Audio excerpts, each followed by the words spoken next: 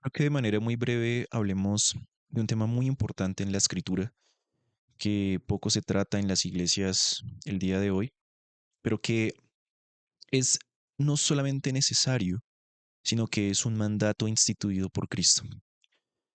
Es la disciplina eclesiástica, la disciplina dentro de la iglesia. Quiero que vayamos a Mateo capítulo 18, el versículo 15. Dice así Jesús: Por tanto, si tu hermano peca contra ti, ve y repréndele estando tú y él solos. Hay otra versión que dice, si tu hermano peca.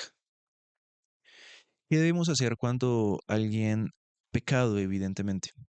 Cuando alguien ha pecado contra nosotros o cuando alguien ha pecado contra otro o contra otros o ha pecado de alguna u otra manera. El mandato divino es, debemos ir y reprenderlo en privado, estando tú y él solos.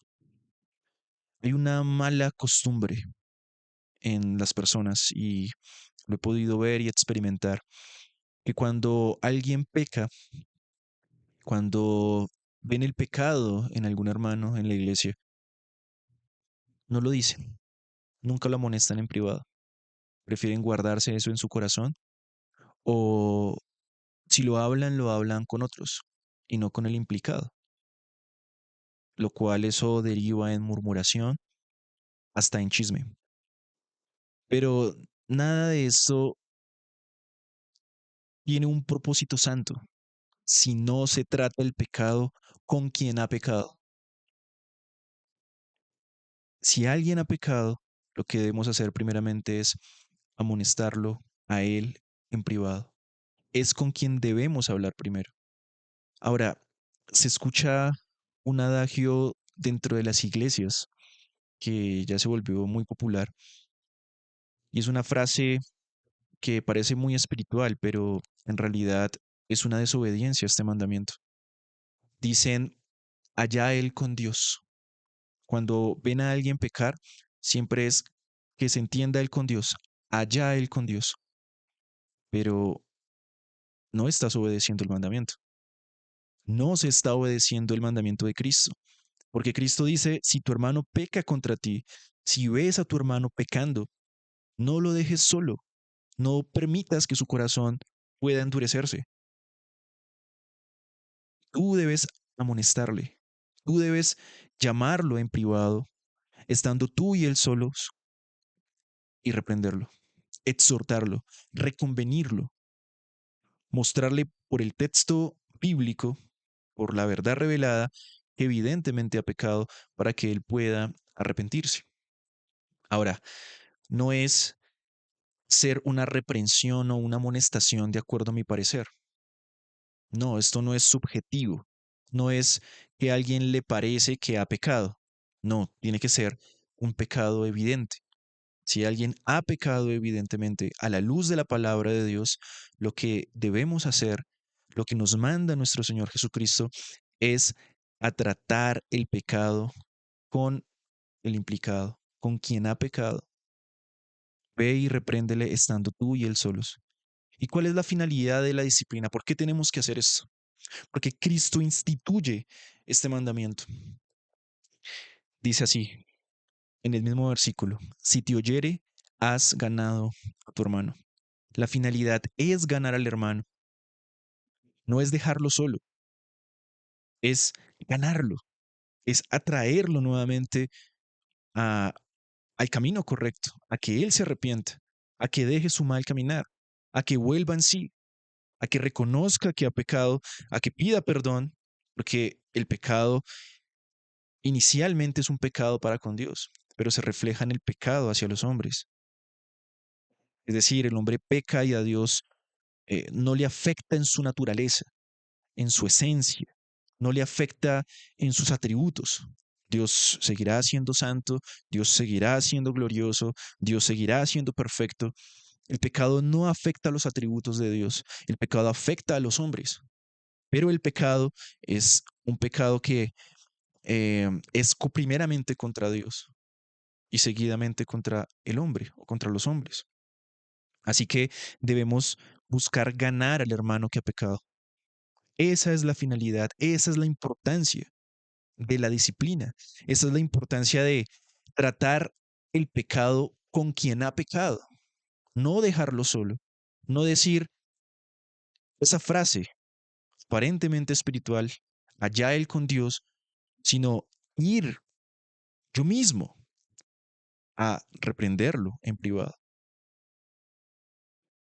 Ahora, si esto no se logra, ahí Jesús dice que se debe llamar a 2 o 3 testigos para buscar esta misma finalidad.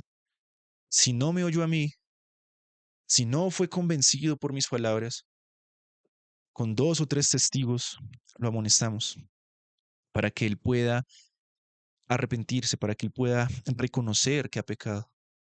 Y si no se logra, si no escucha a los testigos, si no los oyere a ellos, debe decirse a la iglesia. Y la iglesia debe, con mucho dolor, con mucha compasión de este hermano que ha pecado, decirle que debe arrepentirse.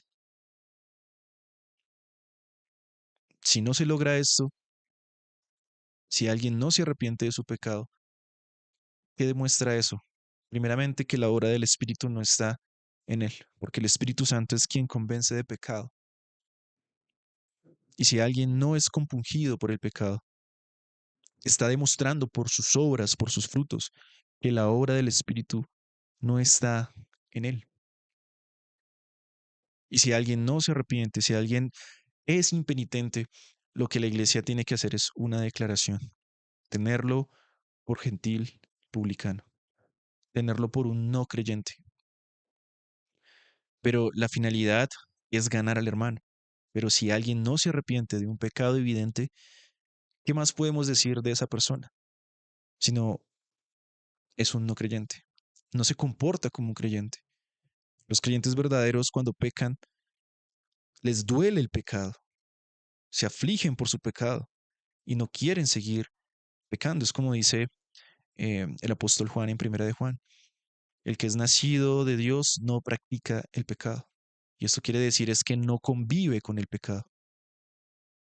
Y si alguien, después de una y otra amonestación, sigue conviviendo con ese pecado y no se arrepiente, está demostrando que no ha nacido de Dios. Y por eso debemos considerarlo como un no creyente, como un gentil y publicano.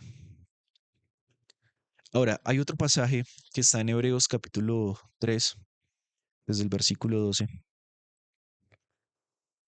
Dice así: mirad, hermanos, que no haya en ninguno de vosotros corazón malo de incredulidad para apartarse del Dios vivo. Antes, versículo 13, antes, exhortaos los unos a los otros cada día, entre tanto que se dice hoy, para que ninguno de vosotros se endurezca por el engaño del pecado. La exhortación. La exhortación es imprescindible, debe hacerse. ¿Y qué es exhortar?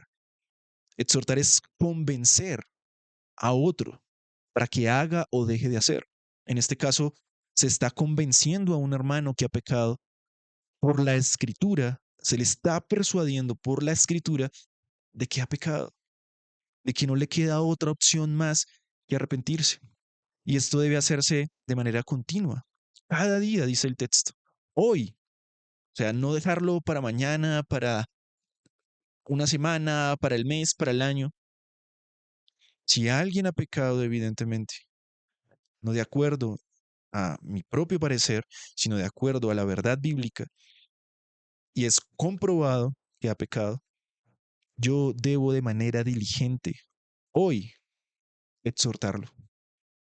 ¿Qué pasa si no lo hago? El texto nos lo dice, para que ninguno de vosotros se endurezca por el engaño del pecado. Nuestro corazón es engañoso, perverso y engañoso es el corazón más que todas las cosas, ¿quién lo conocerá? Es engañoso, se engaña a sí mismo y engaña a otros. Y si no hay exhortación cuando hay un pecado evidente, ¿qué pasará con aquel que ha pecado? El pecado hará que su corazón se endurezca cada vez más. Así que no pienses que estás haciendo bien si no exhortas cuando alguien ha pecado, si no reprendes a alguien que ha pecado. No estás obrando bíblicamente, no estás obrando de acuerdo al mandato de Cristo, lo estás desobedeciendo y estás haciendo que tu hermano se endurezca por el engaño del pecado. Así que debemos ser diligentes al momento de eh, exhortar, debemos ser propositivos en la disciplina eclesiástica.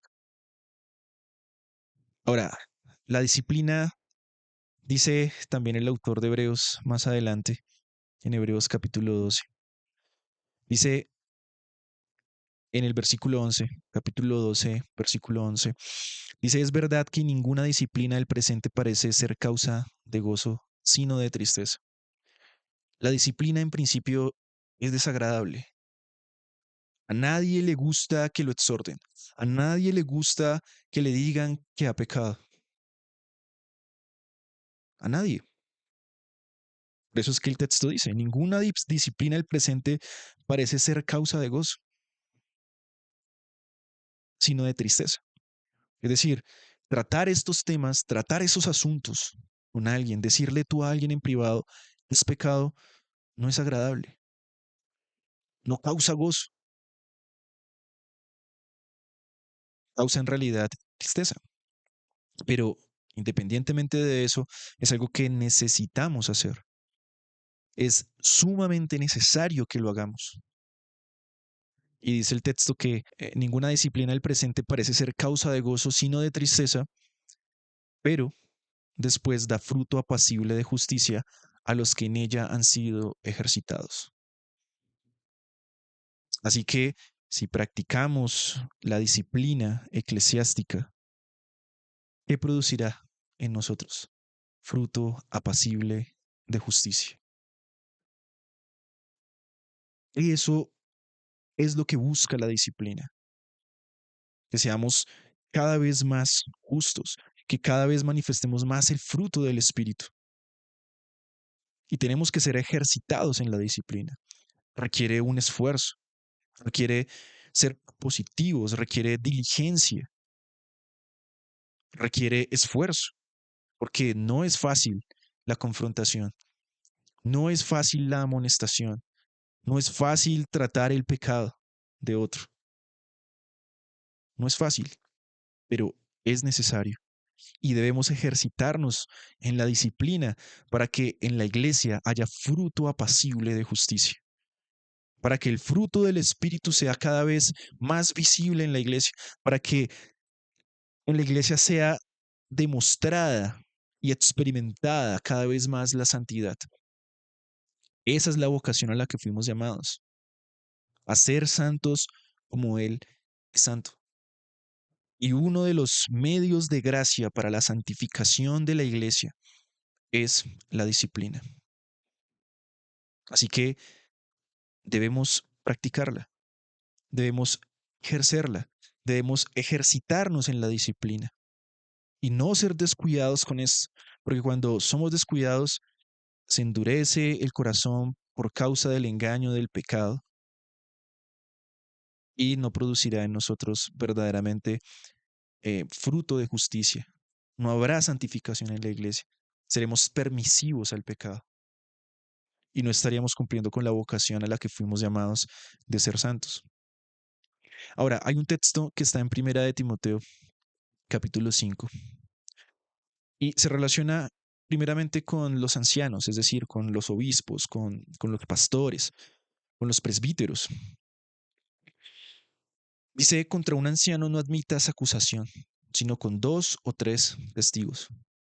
Es decir, es necesario que si hay una acusación contra un oficial, sea evidente el pecado. No debe ser que es que a alguien le parece que el oficial ha pecado, sino que debe estar comprobado por la escritura y comprobado por un testimonio evidente y visible de que ha pecado. Ahora, esto no creo que aplique solamente para los oficiales, sino aplica para todos. De allí el hecho de no hacer juicios parcializados, no hacer juicios de acuerdo a la subjetividad del individuo, sino hacer juicios de acuerdo a la objetividad de la escritura. Si la escritura llama a algo pecado, y si eso eh, alguien incurre en ello, en el pecado, evidente, comprobable por la palabra de Dios, pues debo hacer la amonestación. Ahora, aquí mismo en Primera de Timoteo, capítulo 5, ya el versículo 20, nos dice que a los que persisten en pecar, repréndelos delante de todos para que los demás también teman. Es decir, si alguien no se ha arrepentido del pecado, aun cuando se le ha amonestado en privado, lo que se debe hacer es reprenderlo delante de todos. Observen a los que persisten en pecar, a los impenitentes, a los que no han demostrado fruto de arrepentimiento, deben ser reprendidos delante de todos. No solamente para que esta persona se arrepienta, como vimos en Mateo capítulo 18. Si no te oyere, dilo a la iglesia. Eso es delante de todos, para que la iglesia pueda amonestarlo también y para que los demás también teman. Entonces, es decir, se hace la reprensión, se hace la amonestación, se hace la exhortación delante de todos para que esta persona entienda de manera pública que es un pecado, que es em, inobjetable, inexcusable. Hay suficiente evidencia bíblica, si es así, eh, por la cual él no tendría cómo eh, manifestar una defensa entre eso, sino que lo que se espera es que se arrepienta y se hace delante de todos también para que los demás puedan temer y no pecar. El pecado trae vergüenza. Llegar hasta este punto de hacer una reprensión delante de toda la iglesia, delante de todos, es algo a lo que no se espera uno llegar. Esperamos siempre que el pecado sea reconvenido y sea arrepentido en primera instancia, en privado, estando tú y él solos. Pero la realidad es que pasa y ha pasado que algunos no logran arrepentirse en en esa primera instancia. Entonces es necesario llegar a esta última instancia de hacer una reprensión pública, no solo para que esta persona se arrepienta y deje de pecar, sino para que los demás también entiendan que el pecado es una vergüenza y para que los demás teman para no ser reprendidos de manera pública. Así que en ninguna manera la disciplina es algo que nosotros debamos evitar. Siempre debemos ser propositivos, diligentes en la iglesia, donde sea que tú estés, en practicar la disciplina eclesiástica. Si tú ves pecado en la iglesia, y si tú sabes que hay pecado, haz las amonestaciones necesarias, haz las exhortaciones necesarias. Si lo haces es porque estás pensando en el hermano para que se arrepienta, para que no sea endurecido por el engaño del pecado y también porque estás buscando la gloria de Dios en la iglesia. Estás pensando en la santidad de la iglesia y por eso practicas la disciplina dentro de la iglesia. Así que no temas el hacerlo, pero siempre hazlo de acuerdo a la regla y siempre también con una actitud misericordiosa y amorosa, pero que eso no quite eh, la necesidad de hablar con verdad, la necesidad de expresar con la palabra de Dios que alguien ha pecado para que pueda arrepentirse. Así que, como dice en primera de Corintios capítulo 13, cuando se habla acerca del amor, debe hacerse con amor, evidentemente esto, y con dolor por el pecado del otro, pero también debe hacerse con verdad, porque el amor no se goza en la maldad, sino en la verdad. Amén.